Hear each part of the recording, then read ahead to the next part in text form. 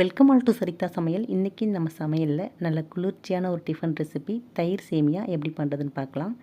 இது பண்ணுறதுக்கு ஃபஸ்ட்டு நம்ம ஒரு பாத்திரத்தில் தண்ணி சூடு பண்ணி இதில் 300 கிராம் சேமியா சேர்த்துக்கலாம். நான் உப்புமா சேமியா தான் சேர்த்துருக்கேன். இது கூடவே கொஞ்சமாக உப்பு சேர்த்து நல்லா வெந்த உடனே இதை நம்ம வடித்து எடுத்துக்கலாம்.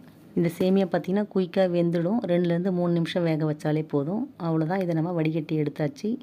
அடுத்து ஒரு கடாயில் 3 ஸ்பூன் எண்ணெய் சேர்த்து காஞ்சதும் 1 ஸ்பூன் கடுகு உளுந்து, 1 ஸ்பூன் கடலைப்பருப்பு, 1 கைப்பிடி முந்திரியை 2ஆக உடச்சி சேர்த்துக்கலாம். இது கூடவே 1 துண்டு இஞ்சி, 3 பச்சை மிளகாயை பொடியை நறுக்கி சேர்த்துக்கலாம். அடுத்து இதில் கொஞ்சமாக கருவேப்பிலை சேர்த்து விட்டு 2 கேரட்டை துருவி சேர்த்து 2 காஞ்ச மிளகாயை கட் பண்ணி சேர்த்து விட்டு நல்லா 1 நிமிஷம் கலந்ததுக்கப்புறம் அடுப்பை ஆஃப் பண்ணி ஆற வச்சுக்கலாம். நல்லா ஆறினதுக்கப்புறம் இதில் நம்ம வடிகட்டி வச்ச சேமியாவை சேர்த்து விட்டு 1 கப் தயிர், 1/2 கப் காய்ச்சி ஆற வச்ச பால் சேர்த்து இதுக்கு தேவையான அளவு உப்பு சேர்த்து நல்லா கலந்து விட்டால் சுவையான தயிர் சேமியா ரெடி.